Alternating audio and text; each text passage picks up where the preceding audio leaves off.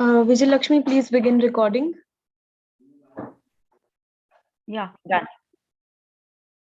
All right, Pramod, you can go. We're live. Good morning, everyone. I humbly welcome you for the Day 3 non-plenary session 7 organized by Deluge and Kutari Studies in India Collective.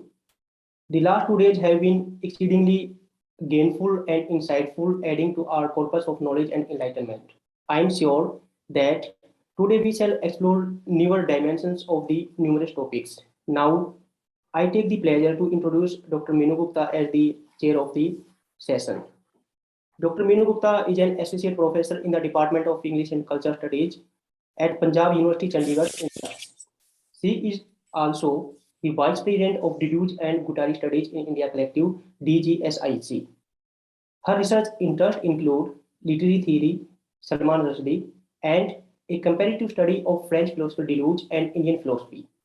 She has numerous papers to her credit, one of them being Reflections of Indian Philosophy in Deluge Body Without Organs, which has the distinction of being the most read paper upon its publication.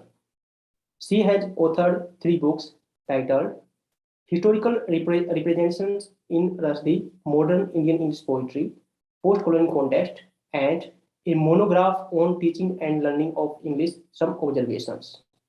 Her 4th book, tentatively titled as Mapping the Ethical Turn Through the Indian Tales, that will be published very soon. On the professional front, Dr. Meenu Gupta has successfully supervised and mentored numerous PhD scholars and MPhil scholars, including me. And for further information, I would like to explain that I completed my MPhil dissertation under men's supervision in the session 2013 and 14. And those 2 years of my research have been so wonderful, and I gained a lot of experience and enlightenment under men's supervision. So furthermore, she has been on the professional front. She also coordinates English proficiency courses from time to time and has been invited to present numerous papers in different conferences, not only in India but in abroad as well. So thank you very much. So over to you. Yeah, thank you, Pramod. Thank you. So without delay, because we are already, we have overstepped by around 8 minutes. So we'll start this non-plenary session, first session of the day and 7th of this conference, wherein we have 3 speakers, Masayuki Iwase, Adrija Bose, and Shruti Gopal. And Shruti Gopal's paper would be read by her friend Anila Becker. So I'll take this opportunity to introduce the first speaker of the day, Masayuki Iwase. He is a Japanese-born, Vancouver-based video philosopher, video artist, and a doctoral candidate in the Department of Educational Studies at the University of British Columbia in Vancouver. His latest video philosophical art project is focused on bringing forth creative acts of critique and differentiation through more than human and more than usual experience, particularly sonic motifs as new stimuli to humans' governed memories and habits. His projects emerge against a backdrop of ontologically re-territorialized societies dominated and perpetuated by anthropocentric algorithmic control. He will be very soon completing his doctoral dissertation entitled Minor Videos and Becoming Japanese, Problematizing Coexistence Policies and Envisioning Alternative Futures of Young Migrants' Lives in Japan. Over to you, Masayuki. That seems very interesting. And the title of his paper is Deluge's Spiritual Automation. Thank you, Minu. I would like to share my slides here, so I'll switch to this mode. Yeah. And I have a video I would like to show, and I hope that works. And I've got two ways of doing it in case the first method fails. So yeah. Okay.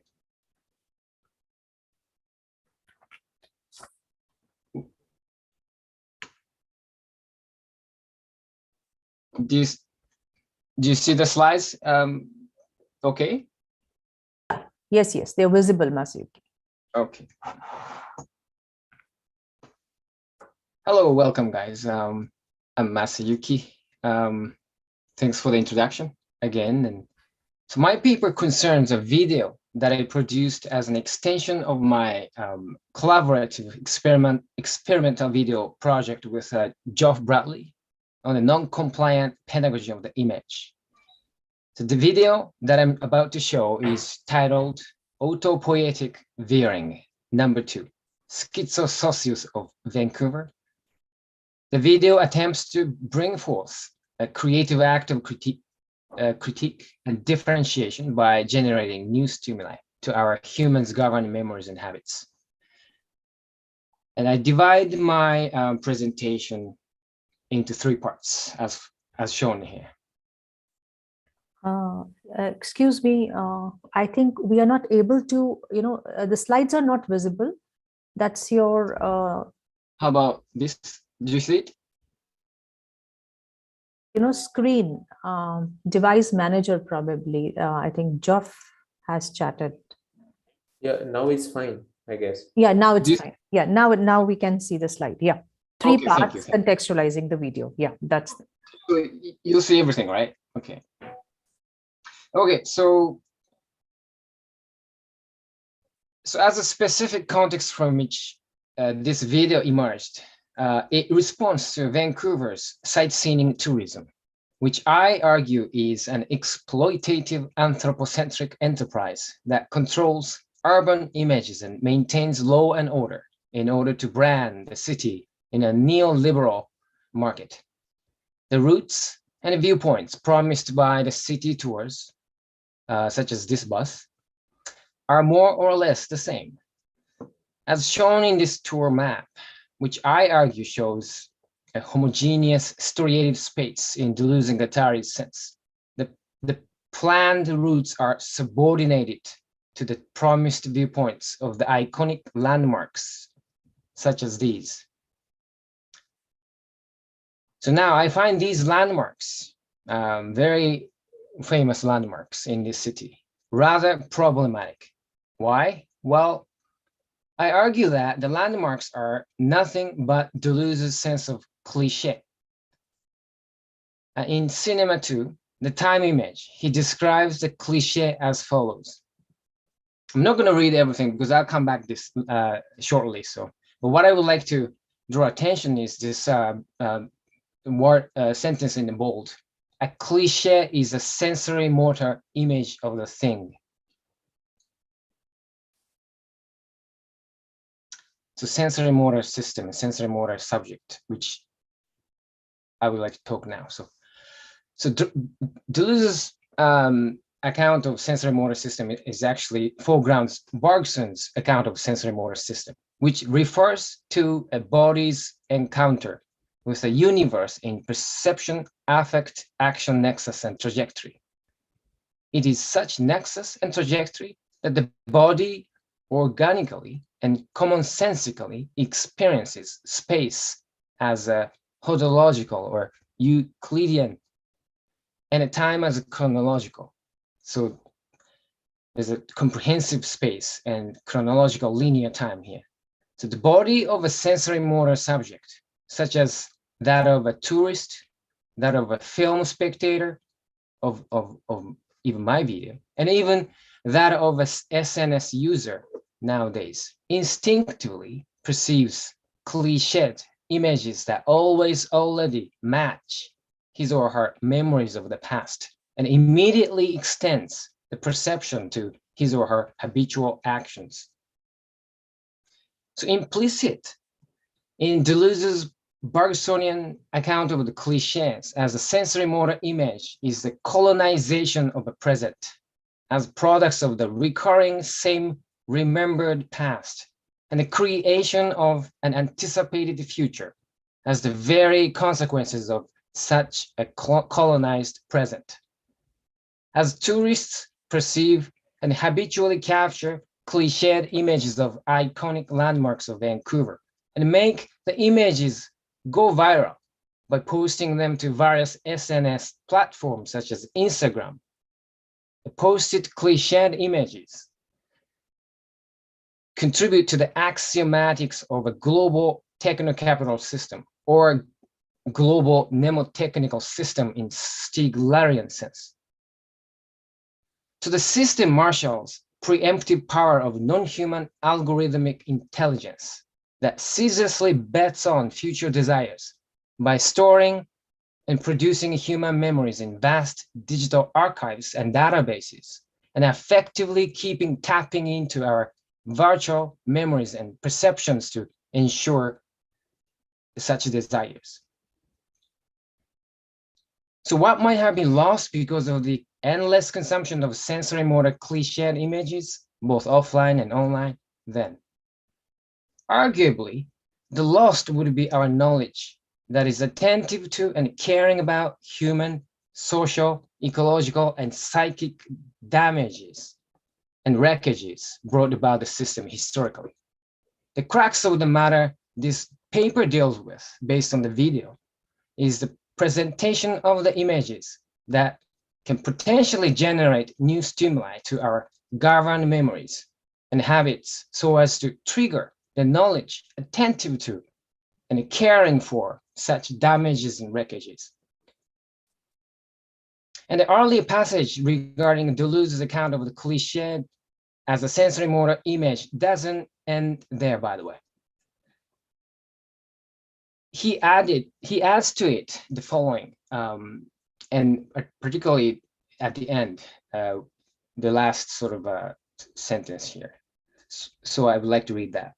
But if our sensory motor schemata jam or break, then a different type of image can appear, a pure optical sound image. The whole image without metaphor brings out the thing in itself, literally in its excess or horror or beauty, in its radical or unjustifiable character, because it no longer has to be justified for better or for worse.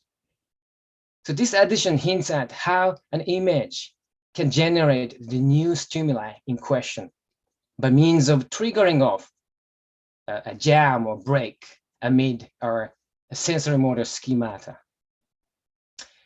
So what Deleuze articulates as a spiritual automation is of great concern here, as it operates as such a jam or break, I hope.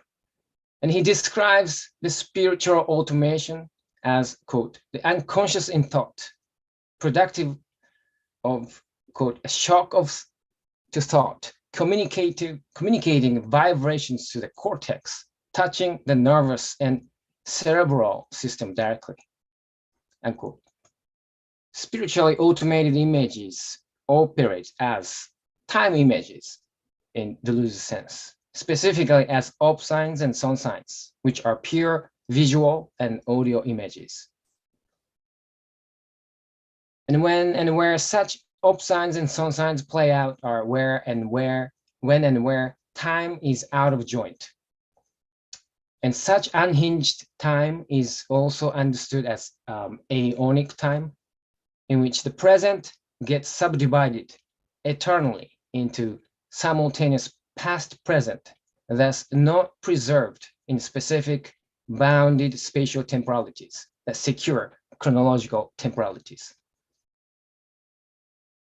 And such unhinged aeonic time is pure order of time, activated by caesura, which is a temporal irrational cut, fracture, event, or Haecceity that short circuits the spectator's sensory motor perception affect action interval on screen. It is such caesura that serves as spiritual automation, triggering off the jam and break. And spiritual automation as such is vital for conceiving of a Deleuzian third synthesis of time, and that is futures that cannot be predetermined, but entirely untimely and open. So now I would like to show you a video I produced recently, and followed by my immanent reading of this video and video images. And I hope the video works, and let me know if the video doesn't work. Okay.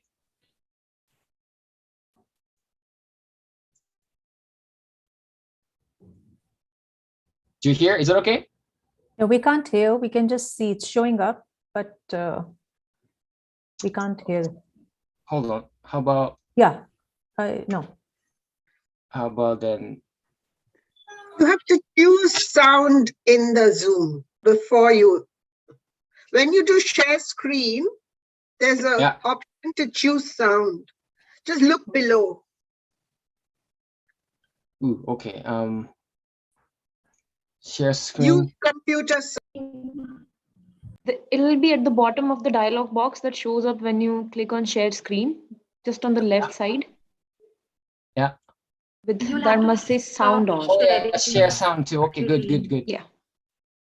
Excellent. All right. Hold on. I'll come back to this. Oh, hold on. Thank you for your patience.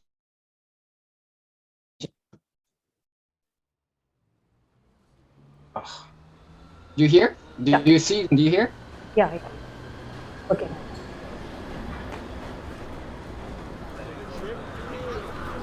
No?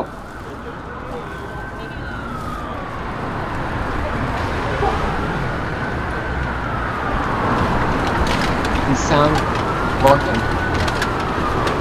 Okay.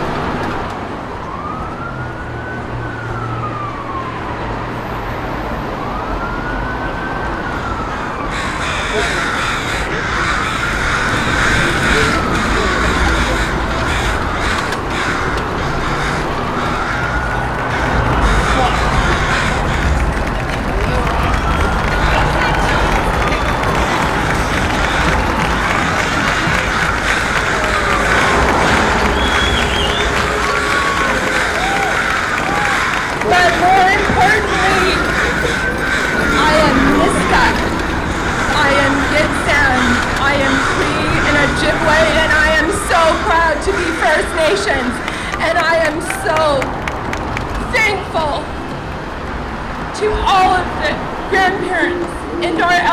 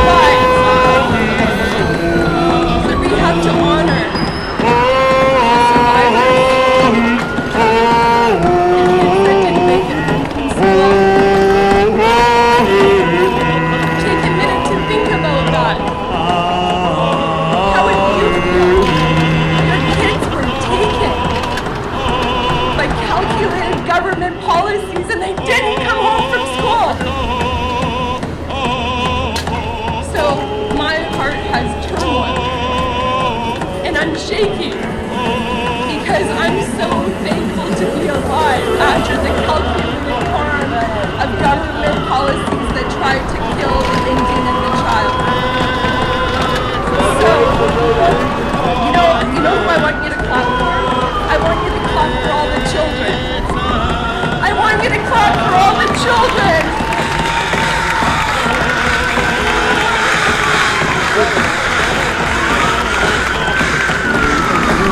I want you to clap for the children that have a right. This is a human rights movement, and you are part of this movement. It is a call to action. We are going to huddle together.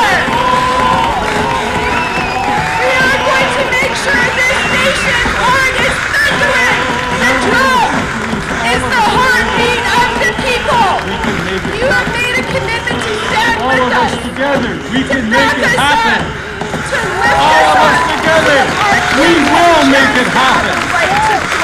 From our hearts, our minds, our good feelings. We as human beings. Thank you so much. We as human beings.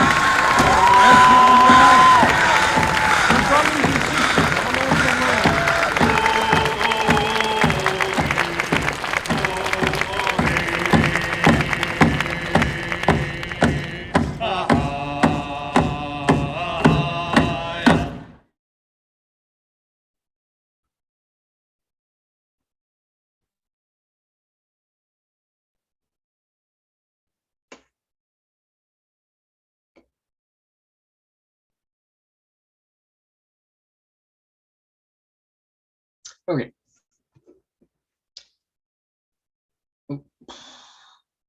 Now, I may have. Do you hear me? No? Yes, you're audible, Masayuki. You don't hear me, right? Yes, yes. Sorry, I'll just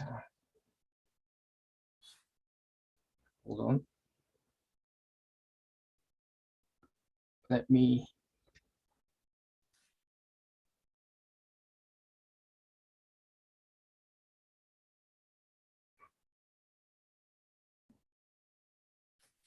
Hold on.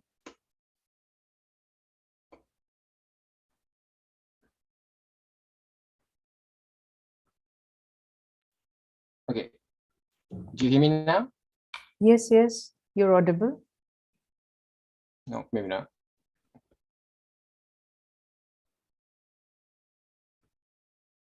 Hold on, just a sec. Do you hear me? I can hear you. Yes, we can hear you. Okay, good. Sorry. Okay. So I'll just be using the next 3 minutes to conclude. Thank you for your patience. So to facilitate my immanent reading of the spiritual automata generated in the actualized on-screen video images, I would like to use this diagram of a Möbius strip with the Bergsonian reversed cone, actually, a little bit, you can see, that has two separate faces but forms one continuous domain. So one face signals a montaged, edited sequence of the cliched images of Vancouver, iconic landmarks that I captured while traipsing using a mirrorless DSLR camera placed on a gimbal and through drones flights. On this strip face, like the tourist, the spectator only consumes the sugar-coated images of the landmarks in a sensory motor schema, which leaves intact his or her memories of the past and habitual bodily actions. A kind of future envisioned on this strip face is nothing particularly new because of the successful retainment of his or her perception, affect, action interval without no new stimuli. On the other face, the spectator of the video simultaneously senses its sounds as non-diegetic, that is being rendered external to the direct presentation of the video. The sounds do not summon up their sources or presence, though hard, in relation to the video's actualized on-screen montaged visual images of cliched landmarks.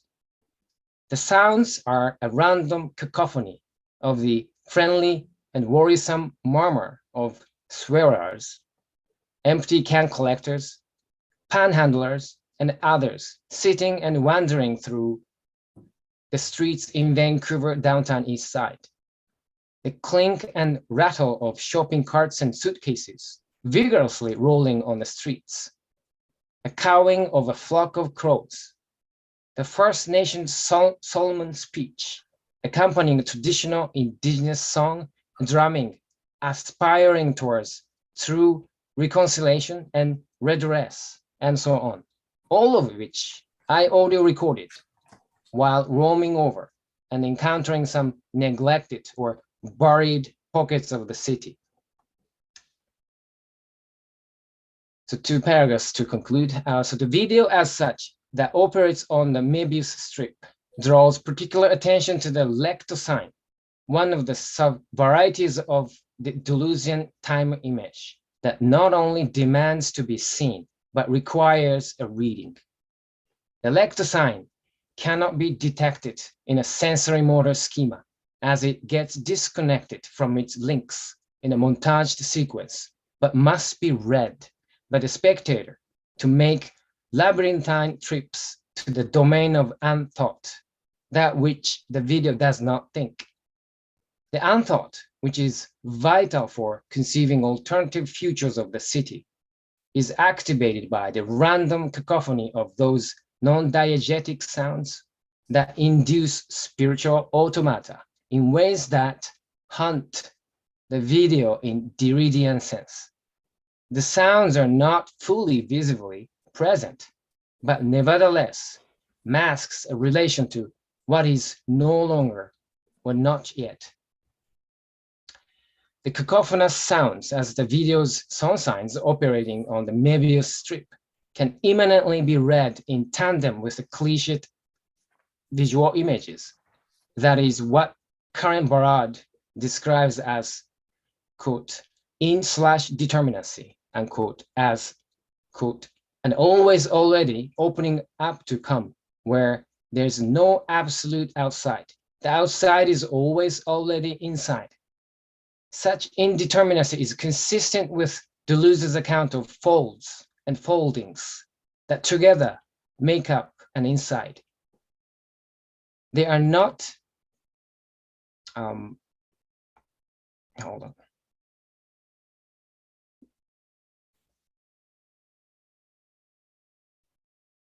Make up inside. They are not something other than the outside, but precisely the inside of the outside. Okay, last paragraph.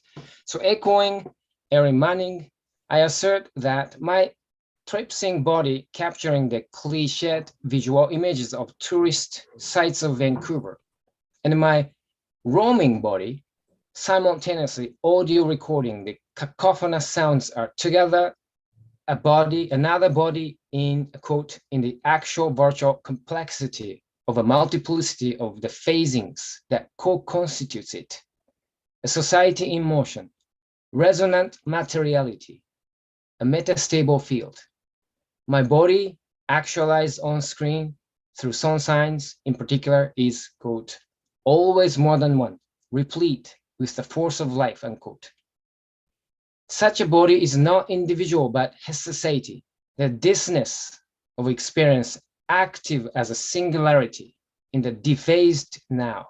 It is such Haecceity that is life on the plane of immanence that the video possibly renders as spiritual automation on screen and opens up a new futures beyond, alongside, or beneath the city's recurrent tourism. Thank you.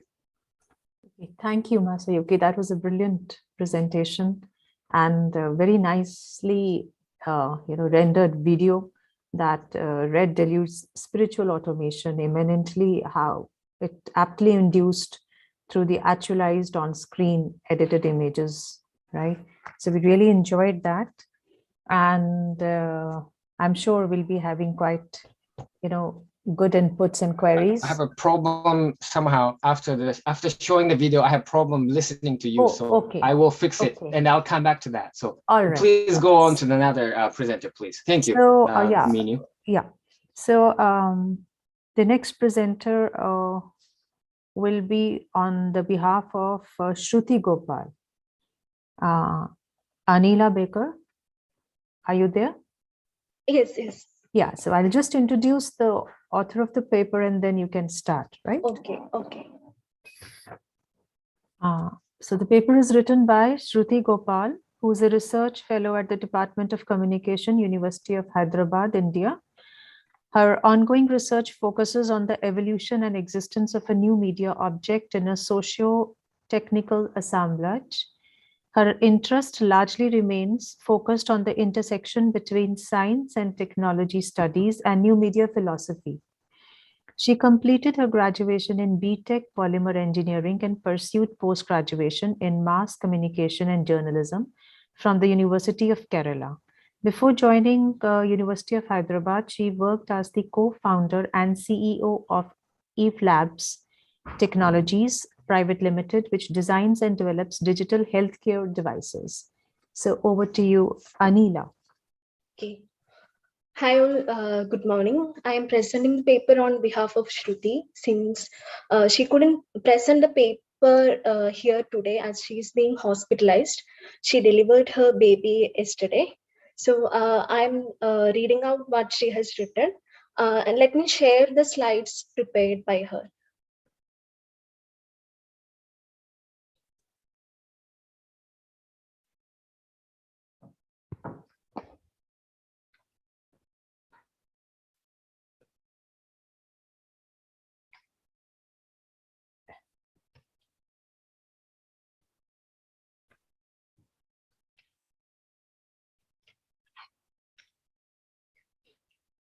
The study draws from my experience working with a startup company that developed an infusion monitoring device to remotely measure and monitor intravenous infusion therapy.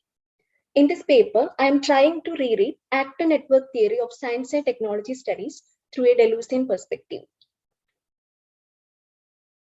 A spiral-bound document of around 150 pages titled Graduation Project was something I got to read on my first day at Eve Labs, our startup company constituted between us three friends.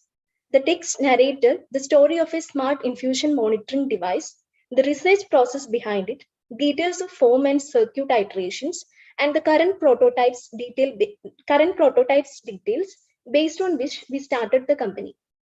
The decently designed document was full of sketches of people and things and lazily written content.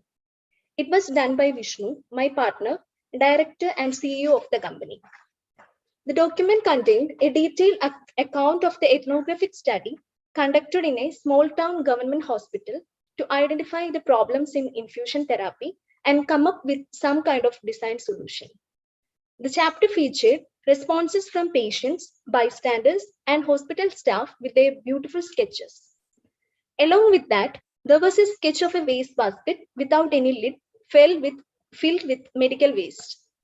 The text beside it read, the medical waste bin had backtracked IV sets. Backtracking of blood is a common scenario due to the inattention of nurses as they have much load on them. Apart from abruptly ending paragraphs and silly typo errors, that sketch also reminded Vishnu, someone who personifies almost every object he sees. Though the ethnographer managed to shrink the details of the waste bin and his inferences based on it to hardly 2 complete sentences, that cheap waste bin with medical waste spoke in detail about the insufficient infrastructure in the pioneer medical hub of the city founded in 1895. It also spoke about the inefficiency of an age-old clinical treatment protocol, intravenous infusion of fluids and medicines. Intravenous infusion therapy refers to giving medication or fluid through a needle or tube inserted into the vein. It demands repeated checking and timely responses from the nurse. But the crowded hospital, which accommodates more than 1,000 patients at a time, has a nurse-to-patient ratio of 1:65 according to staff. The cheap open medical waste bin was an active participant in the research itself. Several other non-living things shape the concept and design of this remote infusion monitoring device, which assists the nurse in intravenous infusion therapy. In quotes, intravenous infusion therapy refers to giving medication or fluid through a needle or tube inserted into a vein, wrote Vishnu in his document. Quotes, blood transfusion or the attempting of such is the first infusion or intravenous therapy procedure mentioned in the medical literature. In the Middle Ages, human-to-human transfusion was recorded, but resulted in the death of both participants and donors. After discovering blood groups by Karl Landsteiner, blood transfusions became common as the mortality rate in transfusions reduced. Early intravenous infusions consisted of an open container with a gauze cloth covering to keep out debris. This technology evolved in the 1930s into a glass vacuum closed bottle, then in the late 1950s to the plastic bag style in current clinical use. Intravenous fluids were marketed for the first time in 1933 by the Baxter Travenol Company, which today supplies the majority of intravenous fluids internationally. End quotes. The intravenous infusion is to be given at a specific rate, neither too fast nor too slow. The fluid flow rate is calculated from the number of drops passing through the IV chamber in a minute. The amount of fluid in each drop is pre-calibrated for each IV set. The number of droplets that constitute 1 milliliter of fluid is a significant characteristic that defines the properties of an IV set. This number is called the drop factor. In gravity-fed infusion therapy, this number serves as the primary measuring unit of the algorithm that facilitates flow rate regulation. As per the standard clinical protocol, the nurse has to count the number of drops coming out of the plastic dropper in a minute to calculate the volume of fluid infused in an hour. The diploma project intended to develop a little machine that could automate this calculation process and thereby improve the quality of infusion therapy. Vishnu had followed a standard design process before ideation and prototyping. As a startup company, we were supposed to develop the prototype into a minimum viable product. We had to design an interface through which the nurse and the device can communicate and thereby define the nature of the new infusion process. To get maximum inputs from different hospitals, we continued the user ethnographies with different device prototypes. That expedition opened up the varied dynamics of the treatment culture of each hospital we went to. Parakkad Hospital, located in a small town called Anchal in Kollam district, Kerala, was one of the first few hospitals we visited with a new device prototype for user research in 2017. The 30-bed hospital, owned by a 60-year-old doctor and currently managed by his doctor's son, has a good name in the closely knit village. The young doctor told us that they could not charge much from the patients as the spending ability of the villagers were low compared to the urban population. Since medical practitioners are also from the same village, they were familiar with the patients, resulting in a casual approach. Cross verifications happened if the doctor came and inquired about the infusion after the third time, which forced the nurse to finish the infusion in time. The number of infusions was made, so they had time to adjust the flow rate repeatedly at regular intervals. The caregivers had skewed the protocol of IV therapy to suit their available infrastructure and work culture. Instead of steadily giving the fluid over time, they ensured the desired fluid volume was infused over some time. They set the flow at a random rate, looked at how much volume has been dispensed over an hour, and adjusted the flow rate accordingly. This action bypassed the tedious rate setting procedure. Sometimes the flow rate will be too high, sometimes it will be too low. This is a work habit that has evolved and better suits their need to follow doctors' instructions. Moreover, the new protocol they followed was specific to the work culture of this particular hospital. Since we assume that a universal protocol is followed everywhere for gravity infusions, an age-old treatment method, we had designed the protocol based on that. The interface asked for information like the fluid volume and duration of therapy and prescribed a flow rate based on the algorithm. It goes to remote monitoring mode, where the errors and completion are informed only if the rate is set as prescribed. We had to change the behavior of the interface and add new features suiting this different work culture, having to make them use the device. Aristotle calls this causality of the end, for the sake of which technology is done is causing the technology to be used. The cultural habits of the people cause to end and hence the technology. Here, causes of technology operate within the realm of what we broadly call sociology, an idea that guided early science and technology studies. The social construction of scientific knowledge was a popular idea in science and technology studies since the very beginning of the discipline. The social construction is expanded later to a broader concept using actor networks, which said technology is shaped through a networked interaction between the users, user environment, objects, and production techniques. The laboratory studies of the 90s, which examined the material practices of science, expanded this idea to the concept of a network of human and non-human entities, marking the detour from the human-centric approach. Bruno later insisted on the reciprocity of the network relationship between human and non-human entities by arguing that the objects, machines, viruses, and reagents are active participants in the process of knowledge production, and they act upon and change the scientists the same way scientists act on them. This approach resulted in the ontological turn in science and technology studies, where the laboratory is described as a site of ontological transformation. This attempt to move away from anthropocentrism is regarded as an influence of Deleuzian philosophy, which breaks down the distinction between ontology and epistemology. The work culture in Parakkad Hospital is evolved not only through deliberate human actions, instead, it is a consequence of the relations in which they are located. The factors include the make of the IV set, the kind of diseases, people's economic and cultural background, and forces like capitalist desires. ANT identifies these fluid, reversible network interactions as social. According to John Law, there are two possible grand narratives to describe social relations. One, as a form of spatiality that imposes substantial restrictions on topological possibilities by homogenizing the links between entities, actor network, and two, as a neutral term that describes different patterns that embody different topological possibilities, assemblage. In his book, Reassembling the Social, An Introduction to ANT, Bruno later proposes sociology to trace associations between heterogeneous elements. Focusing on the construction of these associations, later defines social as a peculiar movement of reassociation and reassembling, which sounds quite similar to the concept of deterritorialization and reterritorialization.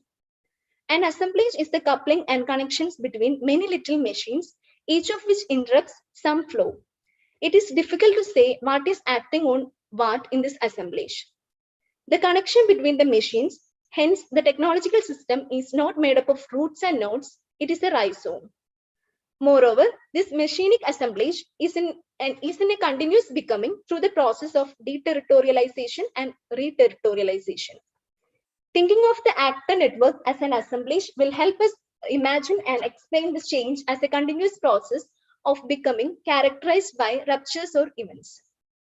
Assemblage thinking could fashion ANT with greater sensitivity for the productive role of effect in bringing socio-material relations into being through the production of desire or wish proposed by Muller and Schur. The development of the drip monitor can be drawn as a process contributed by several interrelated factors, from the nurse, his or her relationship or experience with different objects, the power relations within the hospitals, and the financial status of the startup company, to name. ANT allows us to plot the vast network. However, when we think about this network as a machinic assemblage, it gains more fluidity and temporality. Every time the device is used, it presents an assemblage specific to that event. Every redesign or change in the existing form creates deterritorialize the use case we saw on the field and reterritorialize it in the designer's imagination. This rhythmic deterritorialization and reterritorialization, choreographed by the external forces, characterize the becoming of the technology. This fluidic nature of technology is much more visible in the forms of algorithmic systems.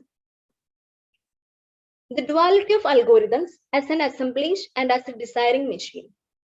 According to Common's informal definition, the algorithm is a well-defined sequence of computational steps transforming the input into the output. In other words, it is a description of the computational procedure for achieving a specific input-output relationship. This definition sounds similar to McCormick's saying that an algorithm is a magic trick. At heart, every algorithm has an ingenious technique which helps to achieve a goal. This definition looks at the algorithm through the lens of a designer or computer scientist. For computer scientists, writing a logical series of steps demands the existence of definite inputs and outputs. This means algorithms are preceded by a model that translates complex social activities and values into a functional interaction of variables, steps, and indicators. In this view, algorithms are mere procedure for addressing the tasks as operationalized, steps for aggregating those assigned values efficiently, or making the matches rapidly, or identifying the strongest relationships according to some operationalized notion of strong. Some studies argue that simply revealing the existence of trick algorithms can bring clarity, but Giles Pye argue for a cultural understanding of the metamedia. According to Giles Pye, a purely technical definition of algorithms limits the scope of its application to the field of affect studies.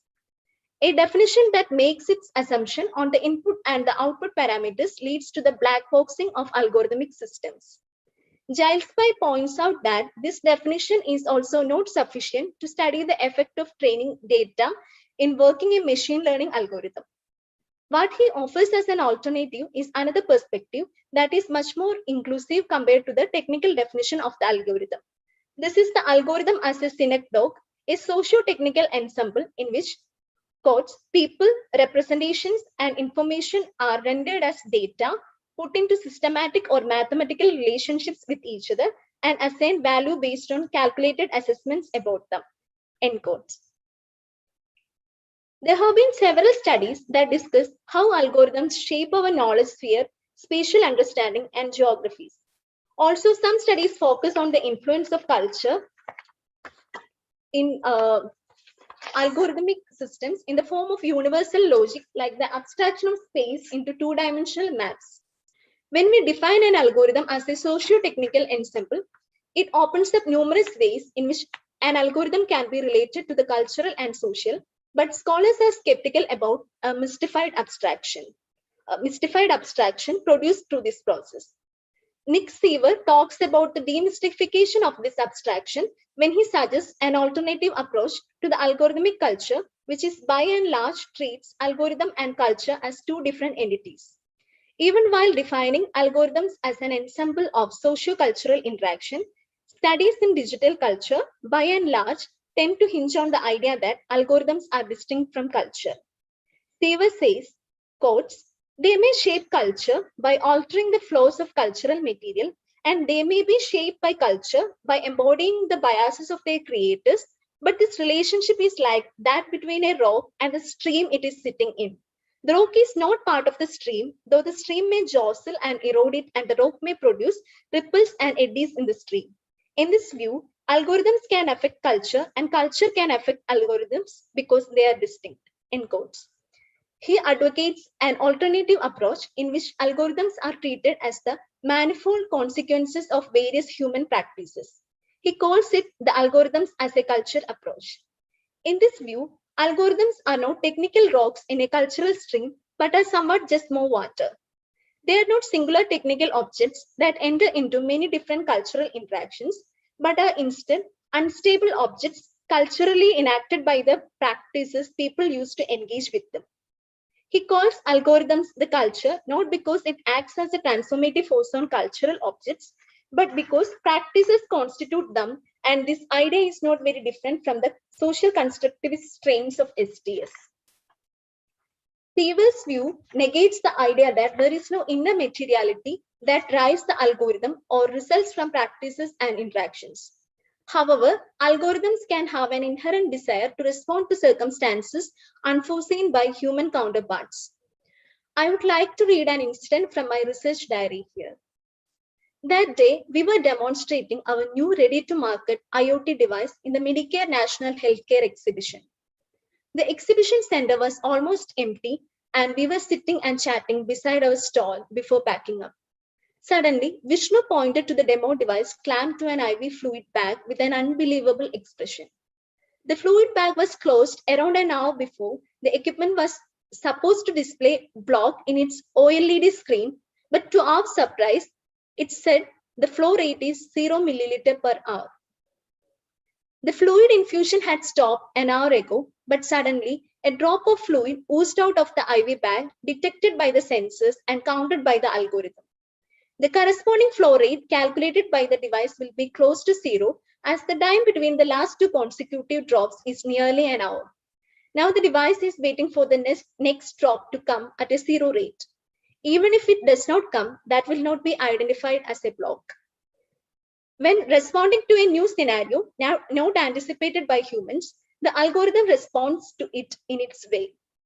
It always desires to convert input and output irrespective of our intentions. Sticking onto the technical definition of algorithms, well-defined sequence of computational steps that transform the input into the output, Crampton says there is an internal desire inherent to the algorithmic systems to convert. Algorithms are sequential realization of a function derived from an abstract model and output of a knowledge logic.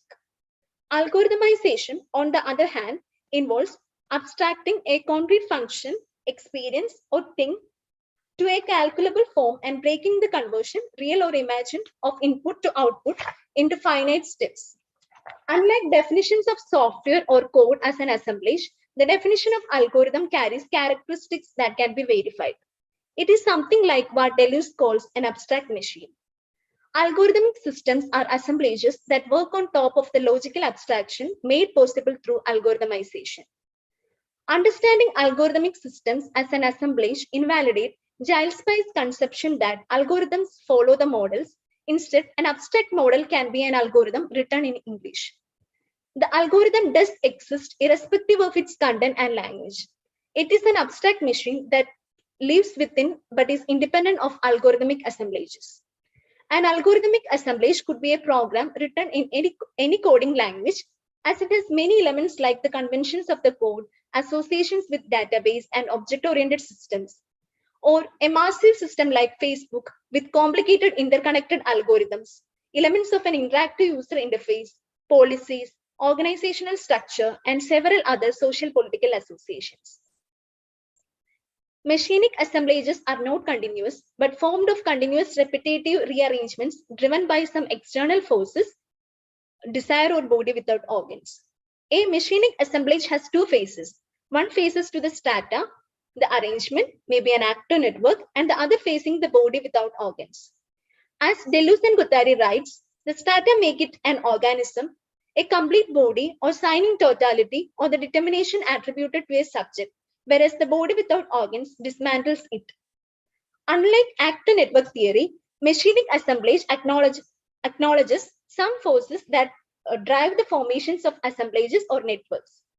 Revisiting Crampton's inherent desire embedded in an algorithm in the context of A&G assemblage leads to thinking about algorithms as a body without organ, a desire, or a desiring machine.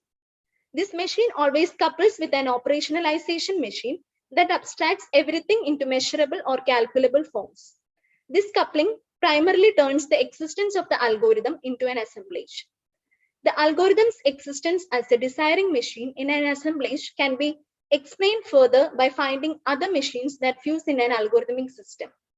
In the essay, The Relevance of Algorithms, Giles Pye says that even though algorithms are mere mathematical procedures, it represents a knowledge logic, the ontology related to social practices, mathematics, science, philosophy, culture, etc. Algorithms are realized in code in different computer languages, machine languages, pseudocodes, or flowcharts. Algorithms are at the core of most technologies used in modern computers, starting from hardware assembly to assembler-compiler interpreters, network routing, and GUI design.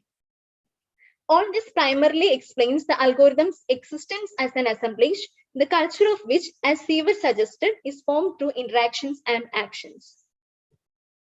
The historicity of new media is often understood as the interaction between the new and old media and as a process of and borrowing between various practices of new media. Manovich adopted a genealogical approach to place the historicity of new media in a broader canvas. In the case of algorithms, its historicity, the borrowing from existing abstract forms of knowledge, constitutes the ontological being of algorithms. These models help the algorithms situate themselves in relation to the context of their operations and start recursively acting upon themselves, hailing the pre-existing abstract models to some sort of permanency. As explained, The algorithms always exist in relation to other things, starting from the point of origin. Algorithms possess relations with the cultural and scientific practices, models and abstractions from the very point of origin. Some of these are fundamental, essential abstractions that define human understanding of the world, examples of which include the calculable abstraction of time in the form of clock time and the abstraction of space in the form of Cartesian coordinates, which seems essential to the functioning of almost all the process and visualization algorithms. Manovich shows in the case of visual culture, we could see some influences of existing algorithms inside or outside the materiality of new media in every algorithm. In new media, these algorithms get reinforced. The infusion monitoring device, which calculates the fluid volume infused into a body, is an algorithmic system that reinforces the protocol that assumes all drops passing through the IV chamber are equal. Instead of counting drops like a human eye, it can be programmed so that its machinic vision can measure the volume of fluid in each drop by measuring the size of every drop, which would have led to the reinforcement of another model of scientific abstraction. As Mackenzie pointed out, quotes, an algorithm selects and reinforces one order at the expense of others. Anila, please wrap up. Okay. Will you be able to do it? Okay.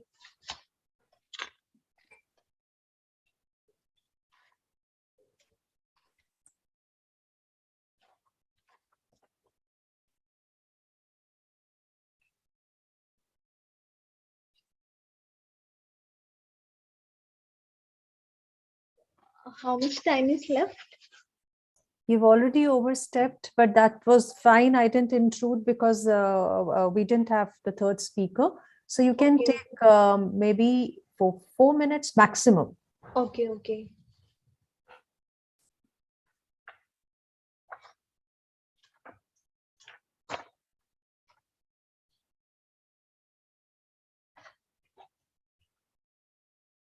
In his 2005 book, Reassembling the Social, An Introduction to ANP, Bruno Latour proposes an idea of social, which is at odds with the idea of social as a stabilized state of affairs. He suggests that with modernization in full swing, the idea of social has diluted everywhere, and it seems to be novel in particular. Latour describes two approaches to the word social in science and technology studies. The first approach separates science and technology and explores the relations and connections between the two, which views social as something not explained in science. In an alternative approach, sociologists do not accept the existence of society and anything social as a definite thing. Rather, it looks at social as something constructed by the association between other elements like linguistics, technology, and psychology.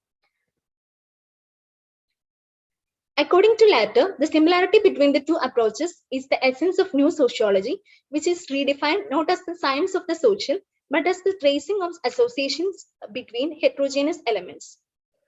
In this meaning of the adjective, social does not designate a thing among other things, like a black sheep among other white sheep, but a type of connection between things that are not themselves social. Focusing on the construction of these associations, Latour defines social as a peculiar movement of reassociation and reassembling, which sounds quite similar with the concept of deterritorialization and reterritorialization used by Deleuze and Guattari. Theories of assemblage and actor network are considered mutually complementing. Both theories possess the essence of neo-materialism and discuss the changes in socio-material relations and how it constitutes society and matter. Discussing in detail the conjunctions, interjunctions between these two theories, Muller and Schur propose three possible cross-fertilizations. This is between actor network theory and the concepts of Deleuze and Guattari. Even though both theories conceptualize changes in socio-material relations, ANT describes change without rupture or fluidity, whereas assemblage thinking describes change with rupture or events. Since events and breaks are essential characteristics of algorithms contributing to their materiality, assemblage becomes a suitable theoretical framework to discuss the ontology of algorithms at a micro level. Second, the conceptual vocabulary of ANP can enrich assemblage thinking with an explicitly spatial account of how assemblages are drawn together, reach across space, and are stabilized. With the use of ANP, it becomes easy to constitute the assemblage and define an assemblage functioning at a macro level. Third, assemblage thinking could fashion ANP with greater sensitivity for the productive role of affect in bringing socio-material relations into being through the production of desire or wish. It might be helpful to think in terms of ANP while discussing larger machining assemblage in the production process. It appears that the theory is limited to the physical relations between things and is insufficient to address the associations and actions of abstract concepts like algorithms. The theory is still not free from the hierarchies of actors and actants, while in the case of algorithms, it is more convenient to address the becoming of algorithms in an algorithmic assemblage. Langton Winner argues that looking at technological artifacts as inherently political or shaped by social actors depends on the context. If we use Latter's sociology of associations here, the boundary between technological artifacts and the context melts down. They both become parts of an active assemblage with institutional structures, innovators, users, operators, and other elements. The social and material of the medium is alive at the point of production and the point of consumption. Combining ANP with Deleuze and Guattari's machinic assemblage will give a more comprehensive yet in-depth understanding of systems functioning with algorithms. Invoking the ontological being of algorithms within the assemblage will help to analyze the working of assemblage, coupling with pre-existing algorithms or abstractions, the materiality of algorithms and user behaviors. Thank you. Yes. Yeah. Thank you, Anila. So congratulations to Shruti. It was a wonderful presentation talking about, how ethnographic narratives, they were interlaced between, for exploration to the genetics of a digital health monitoring device and what constitutes materiality, and then expanding the existing framework of actor network theory by delusion, concepts. And he himself says that his philosophy is not merely theoretical, but a tool. So congratulations to Shruti on both the fronts, for the baby and the nice paper, right? Manoj, you want to say something? No. I will also convey my regards to the newborn baby and hope the Mark keeping safe. And I think, and thank you, Anila, for pitching in, because, bailing the organizers out of the problem which we might have encountered, right? Thank you so much. There is no point in asking Rebecca any question about the paper, right? So, So, Masayuki, is the audio problem solved? Can you hear us?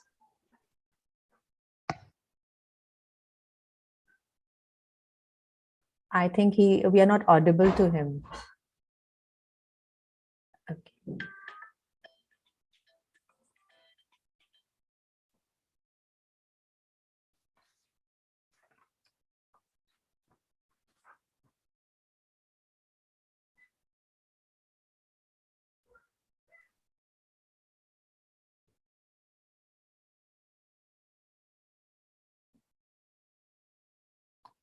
We can't hear you, Masayuki, if you are conveying something to us. You're not audible to us.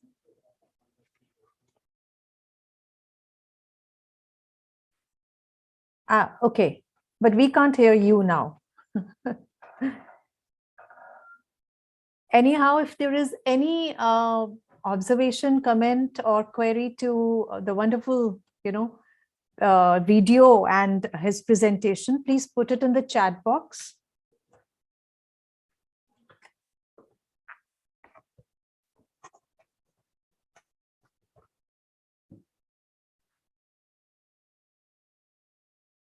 So I don't think so. There is some audio problem either way. Either it has to be one way. Either he hears us or we hear him. So, and there is no question in the chat box. We are very much within the time limits. Manoj, anything else? Then should I conclude if we can't communicate to each other? Yeah, I think you should conclude. Yeah. So please, if you have any queries or any observations, you can directly approach the presenters. And we conclude this non-plenary with the wonderful presentations, ground level work, and really it was the video shown by Masayuki was very intense, and the music also, and a very new concept of spiritual automation. So thank you, Anila, thank you, Masayuki, and we move on to, of course, after a break, we move on to our very, again, awaited plenary session number 9, second plenary of the day. Tony C would be the invited speaker, but we start at 11:40. That means around 11 to 12 minutes from now, which is a switchover time. Right, Manoj? Yes. Yeah. So thank you for joining in, and please do. It's just like a TV promo. Please come back to our channel. Okay. Thank you. Thank you, Anila.